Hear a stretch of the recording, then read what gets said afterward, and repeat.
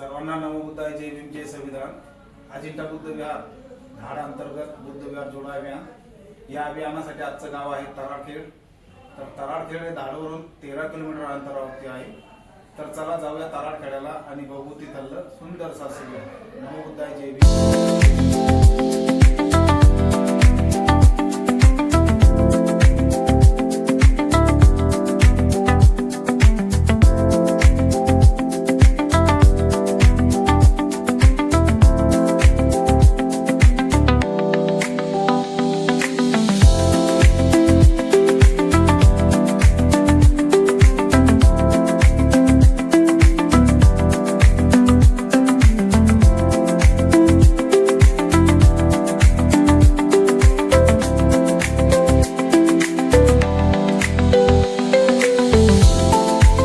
अजिंठा बुद्ध विहार धाड YouTube channel.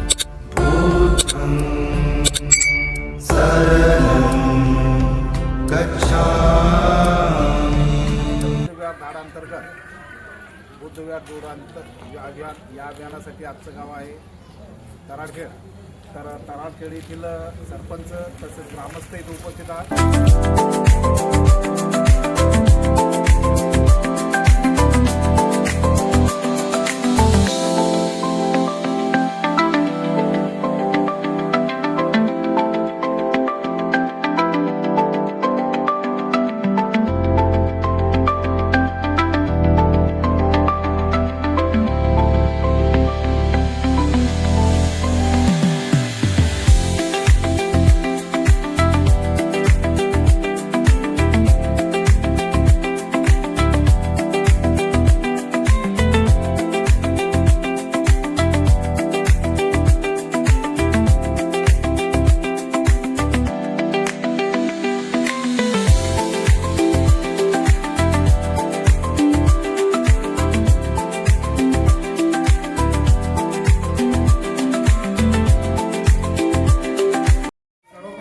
सर्वांना नमो बुद्धाय, जय भीम, जय संविधान।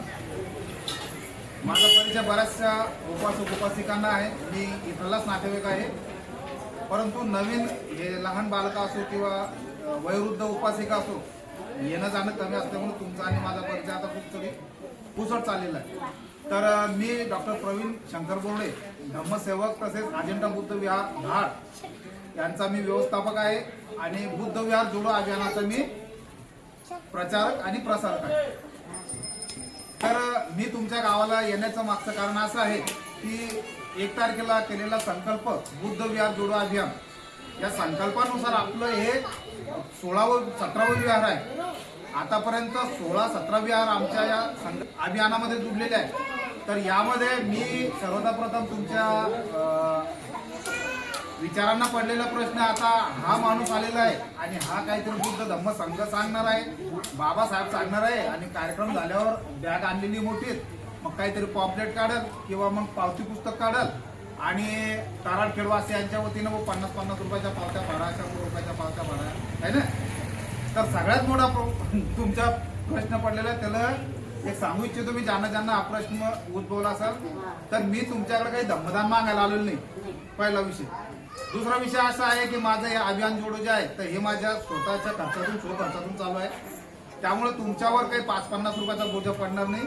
फक्त तुमचे 10 मिनिटं आणि माझे 10 मिनिटं, मी 10 मिनिटं तुम्हाला बुद्ध धम्म संघ सांगणार आहे, आम्ही जे घडलो त्याच्याबद्दल सांगणार आहे आणि तुमचे इतकं छान विहार आहे, एवढे मस्त उपासक उपासिका जमा झाले, तर तुमच्या मार्फत चालणारे कार्यक्रम काय आहे इथल्या विहाराचे हे सांगणार आणि धम्माची चळवळ तुम्ही कुठपर्यंत चालवत आहात, बाबासाहेबांचे विचार कितपर्यंत तुम्ही रुजवता, एवढं तुमच्याकडून ऐकणं आहे आणि माझ्या मार्फत तुम्हाला ऐकणं। ठीक आहे। तर सर्वप्रथम तथागत भगवान गौतम बुद्ध आणि महामानव विश्वरत्न डॉक्टर बाबासाहेब आंबेडकर आणि येणाऱ्या 7 तारखेला माता रमाई यांची जयंती असल्या कारणाने आपण सर्वांच्या वतीने तथागत भगवान गौतम बुद्ध आणि डॉक्टर बाबासाहेब आंबेडकर माता रमाई यांच्या प्रतिमेसमोर अगरबत्ती मेणबत्ती प्रज्वलित करायची।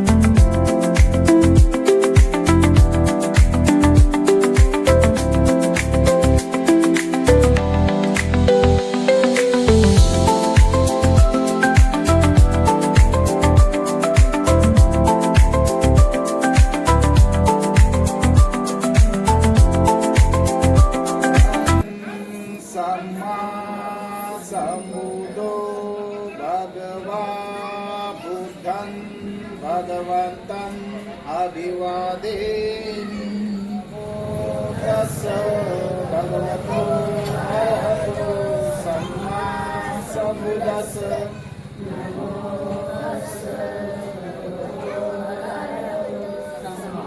शरणं गच्छामि धम्मं शरणं गच्छामि संघं शरणं गच्छामि साधु साधु बुद्धं नमामि धम्मं नमामि संघं जय संविधान.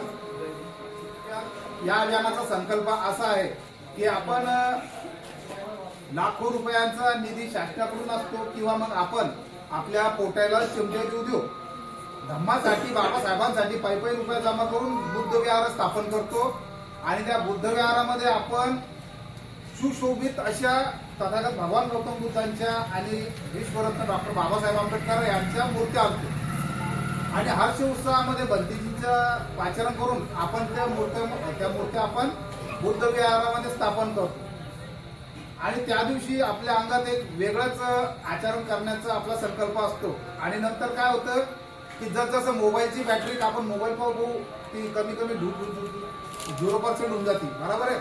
तसेच आपले विचार काय होतात की त्या दिवशी स्थापना झाल्यानंतर आपली बॅटरी जी विचारांची बॅटरी आहे ते दूध करत करत आपण बाहेरच्या संपर्क आल्यामुळे ती बॅटरी आपली दूध होऊन जाते. आपले जे विचार आहे त्या विचारांना कुठेतरी धूळ माती लागते आणि आपण बाबासाहेब आणि बुद्धांना विसरत चालतो, बरोबर आहे. मग आपल्याला येते पौर्णिमेची आठवण दर महिन्याला. मग पौर्णिमा आली की मग जेव्हा बुद्ध बाबासाहेबांचे विचार आपल्या मनावर प्रभावित होतो आणि मग आपण परत विहाराकडे वळतो. मग परत काय करतो त्या दिवशी बुद्धांचं आचरण करतो, विचारांचं आचरण करतो, बाबासाहेबांच्या विचारांचे आचरण करतो आणि सायंकाळ झाली की खीरदानीचा प्रोग्राम आयोजित करतो, खीरदान वाटप करतो आणि चाल झाली पौर्णिमा. मग तेच आपल्याला 29 दिवसानंतर परत बुद्ध वापस आठवतात, बाबासाहेब आठवतात. आता नंतर ताजूर धरण दिवसावर कालचं परवाची पौर्णिमा झाली, पौर्णिमाची खीर वाटली पण डबल आम्हाला काही घेणदेण नाही बाहेर, बरोबर. नंतर उदाहरण ताजं आहे ते चाला बा 2-4 दिवस अगोदरचं परवाच्या दिवशी पौर्णिमा झाली ना 1 तारखेला, आजची 3 तारीख आहे. 3 तारखेचा आजची तुमची प्रगती समजून आली बुद्धांचे बाबासाहेबांचे विचार आहे, बरोबर आहे. तर हेच आपल्याला काय करणं आतापर्यंत आलेले आपल्याला जे विचार आहेत त्या विचाराला आपल्याला बाजूला सारून आता काहीतरी परिवर्तन करणं आहे. जसं बुद्धांनी सांगितलेलं आहे निसर्गाचा जो नियम आहे परिवर्तनाचा ते परिवर्तन आपल्यामध्ये आपल्या पाल्यांमध्ये घडून आणायचं आहे. आता या आजीला किती मी समजून सांगितलं ना तर याचं आचरण जोपर्यंत करतील तोपर्यंत आणि नंतर मग त्यांनी आचरण केलेले जे विचार लेकरांना सांगितले तर ते लेकरं किती प्रभावित होतील, बरोबर आहे की नाही. मग अशा लेकरांना आपल्याला तयार करणे. आता हे जे मुलं समोर बसलेले आहेत किती सुंदर बसलेले छान, मग यांनी जर त्रिशरण 25 रोज इथे येऊन ग्रहण केले हे त्यांचं हसण्या बागडण्याचं वय आहे, बरोबर आहे. परंतु बुद्ध विहार जोडा अभियानाचा मागचा संकल्प असा आहे की जोपर्यंत तुम्हाला स्वतःला बुद्ध बाबासाहेब कळत नाही तोपर्यंत तुम्ही तुमच्या घरामध्ये विचार ते पेरू शकत नाही आणि जोपर्यंत तुमच्या घरात विचार तुम्ही पेरत नाही तोपर्यंत आजूबाजूचा परिसर तुमचा बुद्धमय होतो. याचं नगद आणि ताजं उदाहरण बाईला माहित आहे, सरपंचाला माहित आहे. धाडचा आमचा भाग 3 वर्ष 4 वर्षा अगोदरचा धाड आणि आताचं धाड त्यामध्ये बाई तुम्ही डोळ्यानं पाहता किती फरक पडला आणि किती नाही. आम्ही 3 वर्ष 4 वर्ष अगोदर असंच तुमच्या वाणीच कोणी आलं बा चला बसा काहीतरी ऐका आणि तुम्ही बाहेर गेलो की चला बा बरं आपण सुटलो इथं असेच विचार होते आमचे. आणि आता जर आमचं धाडचं तुम्ही या युट्यूब चॅनलला कार्यक्रम पाहसाल कार्यक्रमापुरतं नाही बरं की चला बा पौर्णिमा आहे आणि म्हणूनच आम्ही व्हिडिओ काढतो आणि शूटिंग काढतो युट्यूबला टाकतो प्रसिद्ध व्हायला. बऱ्याचशा लोकांचं आहे की पौर्णिमासाठीच व्हिडिओ काढतात आणि टाकतात. आमच्या दर रविवारचं जे महामानव डॉक्टर बाबासाहेब आंबेडकरांनी सांगितलेलं आहे की दर रविवारी काय पाळा धम्मदिवस म्हणून पाळा. 7 दिवस आपण काम करतो परंतु आपल्याला 1 दिवस बी आचरण करायला मिळतो का बुद्धांचं बाबासाहेबांचं. तुम्ही शेतातून आल्या तोंड आठवत धुतं लागल्या कामाला भाकर भाजी केली जेवण केलं थकेल भाकर झोपलं सकाळी उठलं भाकर भाजी थापलीत चाललं कामाला. मग आपण आचरण कधी मग रविवारी संध्याकाळी बाबासाहेबांनी विचार जे सांगितलेला आहे धम्मदिवस म्हणून पाळा. तर आपण दर रविवारी प्रत्येकाने माझं दर हप्त्याला पोस्ट येते की स्वतःमध्ये आणि परिवार आपल्या घर कुटुंबामध्ये परिवर्तन घडायचं असेल तर आपल्याला बुद्ध विहारात जायला पाहिजे. आता बुद्ध विहारात आल्यानंतर तुम्ही त्या गेटजवळ आले, एक साधा आणि सोपं उदाहरण सांगतो. तथागत भगवान गौतम बुद्धाची इतकी सुंदर अशी प्रतिमा, बाबासाहेबांची एवढं सुंदर अशी प्रतिमा इथं तुम्ही तिथं आल्यानंतर तुमच्या मनात जर रागद्वेष बद्दल असेल कोणाच्या, परंतु त्या पायरीच्या खाली ज्यावेळेस तुम्ही इकडे पाहायचाल तर तुम्हाला शांत अशी भगवान बुद्धांची मूर्ती दिसते. आपल्या मनातले विचार जे गडबड झालेले असतात ते कुठतरी बुद्धांच्या प्रतिमेकडे पाहून आपल्याला शांत होतात. आतमध्ये आल्यानंतर जसं आपण आपलं चित्त आपलं शरीर आतमध्ये येतं तसं ते बुद्धांकडे पाहून आपल्याला विचार जे भटकलेले असतात, दुःख भागलेले असतात, ते विचार इथे येऊन शांत होतात. ज्यावेळेस तुम्ही मेणबत्ती अगरबत्ती दिवा पेटवसाल तर बघा प्रत्येक वेळेला ते सांगणे. आता त्या मेणबत्तीकडे 30 सेकंद एकदा शांततेने पहा बरं तुम्ही सगळेजण. पहा एक अनुभव सांगतो तुम्हाला. 30 सेकंद पहा.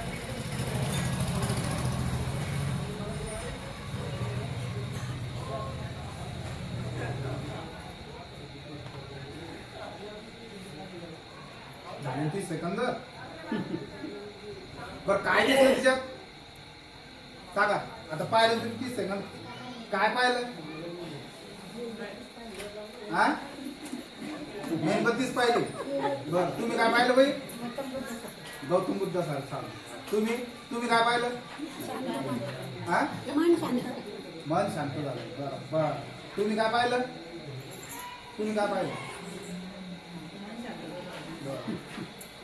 विचार जे भटकलेले असतात ते विचार जसे मेणबत्ती जळती तर ते चित्त काय करतं की आपण मेणबत्तीचा दिवा जसा जळतो किंवा दिवा जसा जळतो किंवा मेणबत्ती जशी जळती शांत चित्ताने शांत प्रकारे जळती ती, तसं आपल्या विहारात आल्यानंतर आपल्या मनात जे विचाराचा गोंधळ बांधला जातो ते विचार एकत्रित करण्याचं काम ती मेणबत्ती करते. आणि हा जो अगरबत्तीचा सुगंध आहे हा चारी दिशेने धरून राहिला. तुम्हाला आला धूप लावले, आपण अगरबत्ती लावले, या धुपाचा जसा सुगंध आला तर आपलं चित्तात आणखी दुसऱ्या प्रती असलेले द्वेष जे असतात त्या दोषा प्रतीचा सुगंध आपल्याला काय करतो तिकडे आकर्षित करतो. म्हणून कधीही अगरबत्ती मेणबत्ती लावूनच वंदन करायचं आहे की त्या मेणबत्तीच्या तेजाप्रमाणे माझं शरीर आहे झिजू दे, त्या अगरबत्तीच्या धुव्यावाने माझं चित्तातले विकार जे आहेत ते नष्ट होऊ दे, अशी जी याचना करतो आपण भगवंतापुढं. या याचनेमुळं या मंगलमैत्रीमुळं आपल्याला सर्वतोप्रती निसर्गामध्ये खूप मंगल कामना मिळतात. बुद्ध विहार बाबासाहेबांनी याच्यामुळे सांगितलेलं आहे की तुमचे भरकटलेले विचार जे आहेत ते शेवटी इथं येऊनच शांत होतील. तुम्हाला धम्माचं आचरण करायचं असेल तर हेच एक ठिकाण आहे की जिथं तुम्ही श्वासाच्या प्रती सरपंच तुम्ही विपश्यनाचं नाव ऐकलेलं आहे. 10 दिवशी विपश्यनाचे शिबिर जे चालतात ते कशासाठी चालतात माहिती तुम्हाला? याचं मागचं कारण सांगू शकतात उपासिकांमधून बालकायुधांनी माहिती? तुम्ही सांगा सरपंच कशासाठी चालतात विपश्यनाचे शिबिर? आपल्या मनातले कधी विचार आहे ते शांत मन शांत झालं माफ करायचं. तुमच्या चित्तामध्ये आलेले जे विकार आहे दुसऱ्याप्रती द्वेष भावना जे असतात ते विकार काढण्यासाठी विपश्यना. सिद्धार्थ गौतमांनी ज्यावेळेस गृहत्याग केला 6 वर्ष तपस्या केली, बरोबर आहे. 6 वर्षापर्यंत त्यांना काही प्राप्त झाले नाही. म्हणून त्यांनी काय केलं, ज्यावेळेस सुजाताने कीर्तन केलं, वाचन केल्यानंतर त्यांच्या अंगात एक ऊर्जा संसारली, बरोबर आहे. ऊर्जा संसारल्यानंतर त्यांनी निश्चय केला की आता काय हो, आता मी ज्ञान प्राप्त केल्याशिवाय उठणार नाही. म्हणून तथागत भगवान गौतम बुद्ध बनण्या अगोदर सिद्धार्थ गौतमांनी जे आनापान केलं होतं, ज्या आनापानाच्या भरोश्यावर त्यांनी ज्ञान प्राप्त केलं, असे हे आनापानाचं शिबिर जिथं कुठं असेल तिथं शिबिर करा. तुम्हाला तुमच्या चित्तातून जर विकार काढायचे असेल तर शिबिराला जायचं. मग आता जाता नाही, आता कामधंदे चालू बाबा, आता कुठं पाठवता, थंडी वाढेले पाहिजे आता नाही. मग त्याच्यासाठी तुम्ही घरी राहून पण शिबिर करू शकता. मग आता 10 दिवस कामधंदे सोडायचे का घरी राहून? पोटा पाण्याचा प्रश्न आहे, बरोबर आहे. म्हणून आपण सकाळी आनापान सत्र करू शकता, संध्याकाळी करू शकता. मग किती वेळ करायचा तर फक्त तुमच्या 24 घंट्यातून फक्त 2 मिनिटं, सकाळी 2 मिनिटं, संध्याकाळी 2 मिनिटं. काही वेळ लागतो नाही. मग त्याच्यासाठी काय करायचं आहे आपल्याला, सर्वप्रथम हे लहान मुलं जे आहे अभ्यास करणारे म्हणजे आता दुसरी तिसरी चौथ्या वर्गातलेच आहे, बरोबर आहे. त्याच्यावरचं कोणी आहे का विद्यार्थी इथं उपलब्ध? बर ठीक आहे, चला ह्या तुम्ही वयोवृद्ध महिला, तुम्ही उपासिका, ते तिकडले सर्व धम्मसेवक, धम्मोपासक यांनी काय करायचं आहे, सकाळी उठल्याबरोबर लगेच आपण गोधडीतून उठल्याबरोबर थंडी आहे तर लगेच गोधडी काढून काही आपण काही कामधंदे करत नाही ना, झाडू मारणं किंवा टॉयलेटला जाणं वगैरे नाही. आपण गोधडी उठल्यानंतर डोळे गिळत होतो, बरोबर आहे, इकडं तिकडं पाहतो, आळू गिळत देतो, असंच करता ना का लगेच गोधडी काढी मा मागले कामे उठा ह्या झाडून मारा झाडू नाही. देवाचं घेता की नाही, कशासाठी घेतात की बाबा मी उठल्यानंतर माझं आरोग्य संपत्ती चांगली राहू दे, सगळेजण चांगले राहू दे. मग आपल्याला हेच तर करणं आहे ना आजी, पण आपल्याला आनापानाच्या माध्यमातून करणे. ज्यावेळेस तुम्ही गोधडीतून उठसाल त्यावेळेस बुद्ध धम्मसंघाला, बाबासाहेबाला शरण जायचंय. नंतर ज्या आईवडिलांनी आपल्याला जन्म दिला, ही धरती दाखवली, त्या आईवडिलाला शरण जायचंय. आणि चौथं म्हणजे कोण, जे गुरु आपल्याला रोजचे भेटतात, जे आपल्याला ज्ञान अर्जित वाटतात. मग माझ्यापेक्षा लहान असताना मा चांगल्यासाठी जर सांगितलं तर तो माझा गुरु झाला, बरोबर आहे. जो चांगला सांगणारा व्यक्ती आपल्या जीवनामध्ये आला तो आपला गुरु. त्या गुरुप्रती आपण मंगलमैत्री आणि याचना करायची. आणि त्यानंतर आपल्याला काय करणार 2 मिनिटं की आपला श्वास जो आहे तर आपल्याला श्वास शोधणार. श्वास शोधणे म्हणजे मग काय योगा करणे तुम्हाला असं बोट ठेवून असं बोट ठेवून असं बोट ठेवून कपाळभाती करणं हे नाही. बसल्या ठिकाणी आता जसे तुम्ही बसलेले आहे असेच गोधडीतून उठल्यानंतर बसायचं आणि फक्त नागपुरीच्या कोणत्या भागातून तुमचा श्वास येतो हे शोधणं फक्त आपल्याला. तो थंडा येतो का गरम येतो याच्यावर जर तुम्ही लक्ष ठेवलं, बघा तुमचं लक्ष तर पहिली गोष्ट लागणार. पहिले तुम्हाला मन कुठे ते शोधावं लागेल उठल्याबरोबर, बरोबर आहे ना. मग मन कुठे बाबा, पहिला प्रश्न हेच पडेल की मन कशावर म्हणतात. तुमचं लक्ष आता तुम्ही इथं बसलेले आहे, पण तुमचं लक्ष आता कुठे आहे सध्या, भाजी भाकरीवर आहे. आज काय भाजी बनवायची, भाकर टाकायची का पोळ्या टाकायच्या, पोरं आता भूक भूक करतील. तुम्ही शरीराने इथं बसलेले, पण मनानं तुमचं हे मन हे माकडावानी काही ह्या भांजीवरचं काही त्या भांजीवर. हे शरीर म्हणजे एक झाड आहे आपलं, हे शरीर म्हणजे आपलं एक झाड आहे. आणि या झाडाच्या आतलं माकड कोणतं आहे, मन. कधी शरीरात राहायचे तर कधी घरात जाते, कधी बुलढाण्याला पडते, कधी दिल्लीला जाते, कधी चैत्यभूमीला जाते, बरोबर आहे. तर या मनाला आपल्याला पुढे आणणे श्वासावर. तर श्वासावर आणल्यानंतर काय होईल, मग तुम्हाला शोधावं लागेल की थंड आहे की गरम. ज्यावेळेस तुम्ही हे 2 मिनिटं करसाल ना, तुमचा बघा दिवस कसा जायचा. तुमचा हातपाय दुखायचा त्रास असेल, हे जादू नाही, हे विपश्यना म्हणतात त्याला. हातपाय दुखायचा प्रॉब्लेम असेल, तुम्हाला इतर काही आजार असेल तर याच्यामध्ये 3 ते 4% असं थोडं लगेच नाही बरं. असं रोज जर तुम्ही चालू केलं सकाळ संध्याकाळ तर याच्यात तुम्हाला परिवर्तन जाणार. तर हे कशासाठी करायचं आपल्याला, ज्यावेळेस तुमचे विचार चांगले राहतील. मग यासाठी काय करायचं आपल्याला, सर्वांप्रती मंगलमैत्री बुद्धांनी सांगितलेले, बाबासाहेबांनी सांगितलेले. पृथ्वीवरील जेवढे सजीव प्राणी आहेत त्यांच्या प्रती जर मंगलमैत्री केली तर तुम्हाला खूप असं, जर तुमच्याबद्दल कोणी वाईट विचार करत असेल आणि तुम्ही मंगलमैत्री जर सकाळ संध्याकाळ करता, ते ज्यावेळेस तुम्हाला वेळ मिळत त्यावेळेस जर मंगलमैत्री केली तर तुमच्याकडे येणारे जे विचार आहेत, वाईट विचार म्हटलं जाईल, ते वाईट विचार सकारात्मक होईल. तुमच्या पाहण्याकडं दृष्टिकोन वेगळा होईल. पुढचा मुद्दा एक सांगतो शेवटचा आणि मग आपल्याला सर्वात जास्त लक्ष केंद्रित करणं आहे तर या लेकरांवर. कारण बाबासाहेबांनी सांगितलेलं आहे हा देश भारत बुद्धमय करून राहील, बरोबर आहे. म्हणून आपल्याला ह्या मुलांवर लक्ष केंद्रित आहे. म्हणून ह्या मुलांना काय करणं आहे आपल्याला, याच्यावरचे जे मुलं आहेत 5वी 6वी 7वी 8वी 9वी 10वी हे असे तरुण धम्मसेवक, धम्मोपासक यांना आपल्याला जोपर्यंत आपण बुद्धपुत्र बनवत नाही तोपर्यंत आपल्याला धम्म आचरण केलं जाणार. मग बुद्धपुत्र बनायचं तर कसं बनवायचे बाबा, तर त्यांना 10 दिवसीय प्रवचन द्यावं लागेल तुम्हाला श्रामणेर शिबिराची. मग भंतीजी बनवायचं त्यांना आता, तर 10 दिवशी तुम्ही त्यांना जर श्रामणेर घडवलं.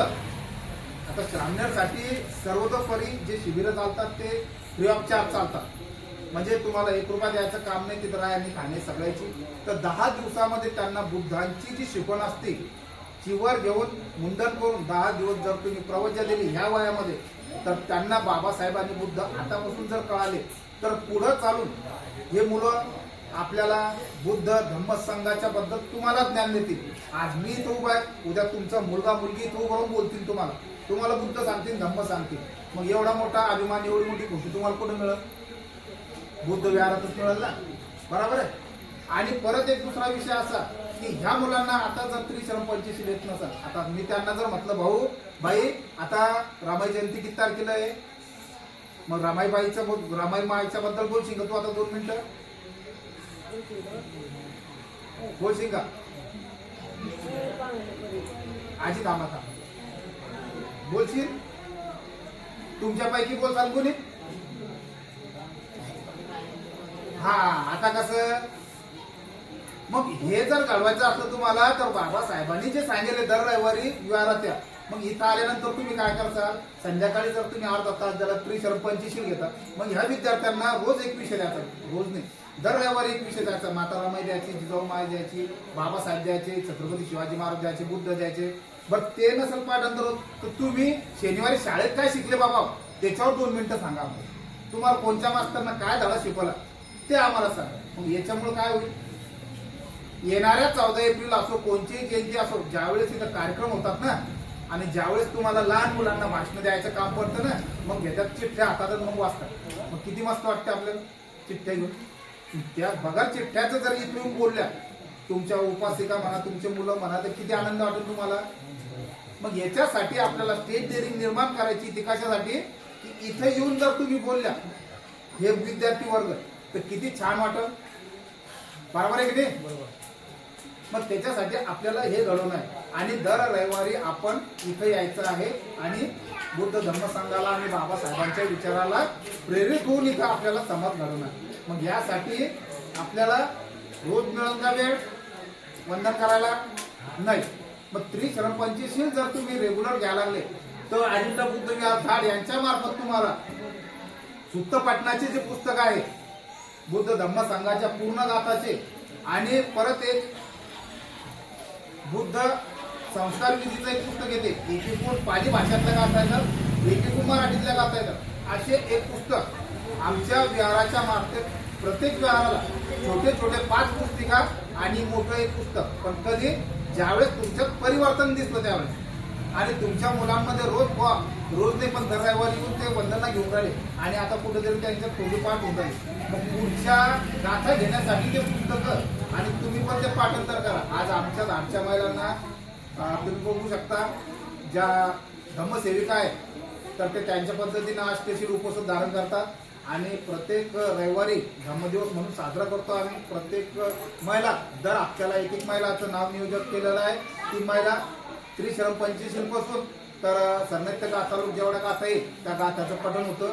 ज्या नवीन उपासिका येतात त्यांना पुस्तक अवगत केलं जातं आणि त्यांच्याकडून ते पाठांतर केलं जातं. तर तुम्ही पण तसंच नियम लावा की आपल्याला कुठंतरी ज्या बाबासाहेबांनी संविधान रूप कवच दिलेलं आहे, ज्या बुद्धाने आपल्याला धम्म दिलेला आहे, त्याचं कुठतरी आपल्याला काहीतरी उपकार म्हणून आपल्याला आपलं आयुष्य हे गतिमान करणं आहे. आमचा धाडचा विभाग आतापर्यंत मागासलेला होता, व्यसनाधीन होता मुळातच सांगतो मी. तर तो घडवण्यामागचा जो भाग होता म्हणजे आमच्या सभामंडपामध्ये छोटीशी म्हणजे छोटी चांगलीच मूर्ती थायलंडहून अष्टधातूची मूर्ती सुनीलदादा बोर्डे यांनी दान केली. काहीला माहितच आहे 10 बाय 10ची खोलीमध्ये छोटस विहार, त्या विहारामार्फत ते कार्यक्रम चालतात. तुम्ही या युट्यूब चॅनलला जाऊन पहा, तुम्हाला ते कार्यक्रम दिसतील की आम्ही कसं प्रदर्शित करतो. हे आम्ही स्वतःच्या आचरणामुळे झालो, बुद्धांच्या विचारामुळे झालो. आणि ज्यावेळेस आम्हाला बुद्ध समजले, बाबासाहेब समजले, त्यावेळेस आम्ही त्यांच्या विचारांना घेऊन प्रगती करायला लागलो. आता तुम्ही मी बाबासाहेबांचे अनुयायी, बुद्धांचे अनुयायी, पण तुम्ही अंगीकृत करता का? नाही. फक्त 14 एप्रिल आली की मग चालू होतात वर्गण्या. मग वर्गण्या झाल्या की मग नेमकी जयंती, मग आमच्या अंगात येतात बाबासाहेब. किती दिवस येतात का? खरं सांगा. 4, 5, 6 दिवस येतात. आणि 15 एप्रिल झाली की आम्हाला काय घेतली? नेहमी येतो आम्ही वर्षातून 5-6 वेळ प्रत्येक कार्यक्रम करतो. वर्षातून नाही, प्रत्येक जे कार्यक्रम तो करतो. नाही तर मग महिन्यातूनच येतो तो कार्यक्रम. मग आता असा संकल्प करायचा आहे आपल्याला की आपल्याला महिन्यातून नाही आहे, महिन्याची पौर्णिमा तुम्ही करतात, पण आपण बाबासाहेबांनी सांगितलेला धम्मदिवस म्हणजे रविवार, त्या धम्मदिवसाच्या अनुषंगाने आम्ही इथे येऊ. आम्ही नाही, मी स्वतः येईल. काय संकल्प करायचा, बाबासाहेब दुसऱ्यांच्या घरी जन्माला घालायचे नाही, बाबासाहेब माझ्या घरी जन्माला येतील म्हणजे मी ग्रुपला टाकून तरी आपण बरेच जण या ठिकाणी आज जमलो आहे. आपलं बी तेच चालू होतं की बा कमीत कमी दररोज वंदना झाली पाहिजे. आपण 2दा ग्रंथ वाचला, पण ग्रंथ वाचून आपले 1 वर्ष झालं, 2 वर्ष झालं, त्यानंतर बंद पडून गेलं. म्हणून मग बी तेच म्हणणं आहे की बाबा दररोज संध्याकाळी आपण टाइम ठेवा, किंवा जेवणाच्या नंतर ठेवा किंवा जेवणाच्या अगोदर ठेवा, की कमीत कमी 10-20 लोक येऊन आपली एक अगरबत्ती तेवढंच आपण येतो. सगळ्याचं दुःख सुख हे आपल्या तिथं वाटलं जातं, त्याच्यानंतर म्हणलं जातं. आता आपण काय दररोज कामाला जातो, संध्याकाळी वापस येतो, आपण आपल्या खात्यात झोपतो, तर सकाळी उठतो तेच होतं. तर तेच 15 मिनिटं किंवा 20 मिनिटं जर आपण ठेवले, त्याच्यात आपण दररोजची एक वंदना घेतली, तर हे सगळ्यासाठी चांगलं आहे. पुन्हा आपले विचाराची देवाणघेवाण होती, सगळ्या गोष्टी होत्या, विचारपूस दुःख सुख वाटलं जातं. तेवढं गोडून थांबतो. मी पुष्पा सध्या गोडे तुम्हाला बोलते. नमो बुद्धाय, जय संत. आमच्या वाड्यामध्ये सगळ्यात प्रथम माझे मिस्टर म्हटले होते की आपण खिरीचा प्रोग्राम करू, पण मग ते बुडवले जाईल होते आणि मी तर येत नव्हती पुतळ्यावर. म्हटलं या नाही शब्द दिलेला आहे की खीर बनवू, आणि ते तसाच कधी केला नाही तर कोणी म्हणून करणारच नाही. तर मी खीर बनवली, माझ्या मुलांना सामान सांगितलं, आणि मला एवढं काही अनुभव नाही आहे की किती लागतं काय लागतं, पण माझ्या पद्धतीने मी केली. आणि योगायोग कसं झालं, मी खीर बनवली आणि माझ्या गौतम बुद्धाच्या मनाने, चांगल्या मनाने मी खीर बनवली, पण योगायोग मी पडले, माझ्या पायाला लागले. पण गौतम बुद्धाने असं केलं की मी तिसऱ्या पौर्णिमाला इथं वंदना घ्यायला आली. म्हणजे माझे विचार चांगले होते, गौतम बुद्धाविषयी बी विचार चांगले होते, आणि माझे जे निर्मळपणा होता. नाही तर काही जणांच्या वाटा फुटत्या, पाय फुटते, एका ठिकाणी 6 महिने पडत्या, पण मला गौतम बुद्धांनी 3ऱ्याच महिन्यात इथे येऊ दिलं. म्हणून म्हटलं सगळ्याला ज्याची इच्छा असली त्यांनी पौर्णिमा करा, आणि ज्याच्याकडून होत नसेल, आणि जसं तुम्ही सांगितलं की सगळ्यात मिळून होत असेल तर तसा निर्णय करा. याच्याबद्दल 2 शब्द बोलून जय गुरु. बाई नसीब खुललंय माझ्या भीमाचं, बाई नसीब खुललंय माझ्या भीमाचं. 9 वर्षाचं लगीन ठरलंय रमाचं, 9 वर्षाचं लगीन ठरलंय रमाचं. बाई नसीब खुललंय माझ्या भीमाचं, बाई नसीब खुललंय माझ्या भीमाचं. पंढरा सोडा दुरून दिसतोय भीमाचा वाडा, दुरून दिसतोय भीमाचा वाडा. बरगार मारून गळ सोडा, दुरून दिसतोय भीमाचा वाडा, दुरून दिसतोय भीमाचा वाडा. 9 वर्षाचं लगीन ठरलंय रमाचं, 9 वर्षाचं लगीन ठरलंय रमाचं. लय बाई नसीब खुललंय माझ्या भीमाचं, लय बाई नसीब खुललंय माझ्या भीमाचं. नजगरमा पांढरी साडी, दुरून दिसते भीमाची माडी, दुरून दिसते भीमाची माडी. नजगरमा पांढरी साडी, दुरून दिसते भीमाची माडी, दुरून दिसते भीमाची माडी. माडीवरती चक्र घुमलंय धमाचं, माडीवरती चक्र घुमलंय धमाचं. लय बाई नसीब खुललंय माझ्या भीमाचं, लय बाई नसीब खुललंय माझ्या भीमाचं. बरगारमा सोन्याची रत्नी शोभून दिसते भीमाची पत्नी, शोभून दिसते भीमाची पत्नी. बरगारमा सोन्याची रत्नी शोभून दिसते भीमाची पत्नी, शोभून दिसते भीमाची पत्नी. 9 वर्षाचं लगीन ठरलंय रमाचं, 9 वर्षाचं लगीन ठरलंय रमाचं. लय बाई नसीब खुललंय माझ्या भीमाचं, लय बाई नसीब खुललंय माझ्या भीमाचं. गालगराला पंक्तीला देऊ, वलंगराय तुझेच भाऊ, वलंगराय तुझेच भाऊ. गालगराला पंक्तीला देऊ, वलंगराय तुझेच भाऊ, वलंगराय तुझेच भाऊ. 9 वर्षाचं लगीन ठरलंय रमाचं, 9 वर्षाचं लगीन ठरलंय रमाचं.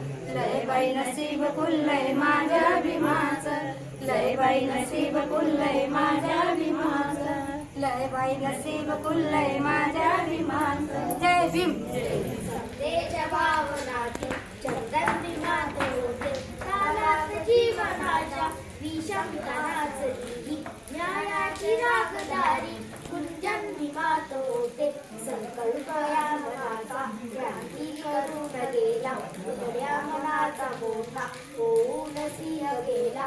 निपुणिली कैक्याने माझ्या युगंधराने, इतिहास घडविला माझ्या युगंधराने. यास नाही केली श्रीमंती चारणाची, पूर्वी बागायची एक परिश्रमाची. दुःखाला झेलणारा काळाला छेदणारा, गुणवंत पाहिला आम्ही अन्याय रुंदणारा. विसरून गेला शेवटी जातीयतेची ज्वाला, डोंगरावर माणसाला माणूस करून गेला. काळाच्या डोळ्यावरती बसलेली होती कात, तू दाविली पहाट जीवन प्रगती ज्योत.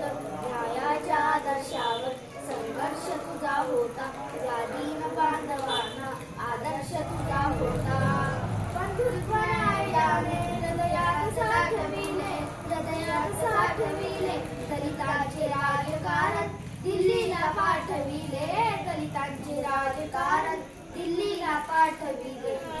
तुला सुनेही जाण नाही दिलं ग देवान, तुला घरकुल मिळालं म्हातार माझ्या नावानं, तुला घरकुल मिळालं म्हातार माझ्या नावानं.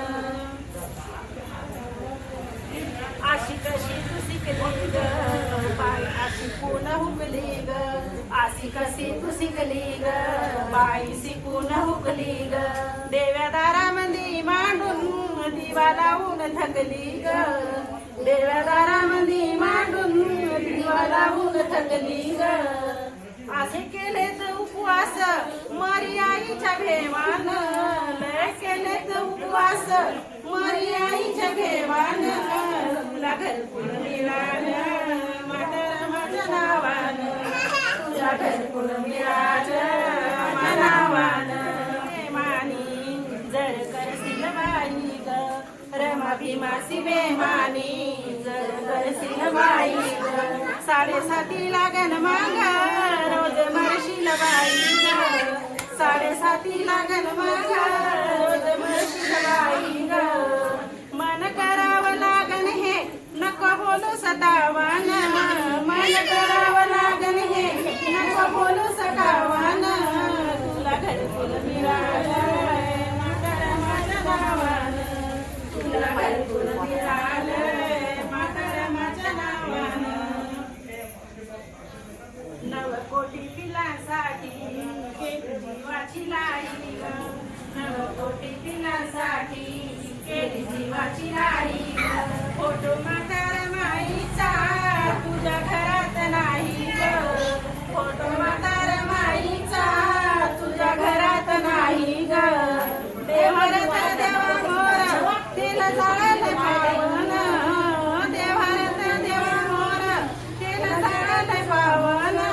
तुला घरकुल मिळालं म्हातार माझ्या नावानं, तुला घरकुल मिळालं म्हातार माझ्या नावानं. आहे बापाचा कायदा ग त्याचा घेतला फायदा ग, आहे बापाचा कायदा ग त्याचा घेतायचा फायदा ग. 22 प्रतिज्ञा मानायचा नुसतं करतीच वादा ग, 22 प्रतिज्ञा मानायचा नुसतं करतीच वादा ग. सोड जागरण गोंधळ सांग जगाला गर्वान, सोड जागरण गोंधळ सांग जगाला गर्वान. तुला घरकुल मिळालं म्हातार माझ्या नावानं, तुला घरकुल मिळालं म्हातार माझ्या नावानं.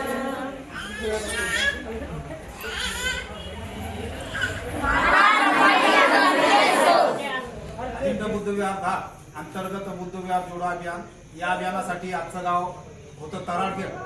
तर आपण बघू शकता तराडखेडमधील धम्म उपासक उपासिका बालक बालिका तसेच विद्यार्थी वर्ग आणि या हेतूने आज आयुष्यमान संजय त्र्यंबक मोरे सरपंच तराडखेड यांनी खूप असं मोलाचं सहकार्य इथं त्यांनी दाखवलं. त्याबद्दल अजिंठा बुद्ध विहार परिवार व बुद्ध विहार तुरा मेनातील सर्व सदस्यांच्या वतीने सर्वप्रथम सरपंचाचे मी अभिनंदन करतो, आभार व्यक्त करतो. आणि इथले जे धम्म उपासक उपासिका आहे, ज्येष्ठ उपासिका आहे, ज्यांनी आतापर्यंत धम्माचं आचरण केलं, परंतु आचरण कोणत्या पद्धतीनं केलं या विषयावर एक 2 छोटे बालक, एक विद्यार्थी आणि एक विद्यार्थिनी यांनी सुंदरच प्रकारचं असं भीमगीत सादर करून त्यांनी आम्ही भीमाचे सैनिक आहे हे या वयातच दाखवून दिलं आहे. तत्पूर्वी 2 महिला उपासिकांनी सुंदरसं असं रमाई गीत सादर केलं की जे घरकुल आहे तुम्हाला ते रमाईच्या उपकाराचे आहे, ज्या रमाईनं त्याग केला आणि येणाऱ्या 7 तारखेला त्यांची जयंती आहे, असं त्यांच्या गीतातून त्यांनी माता रमाई यांना अभिवादन केलं.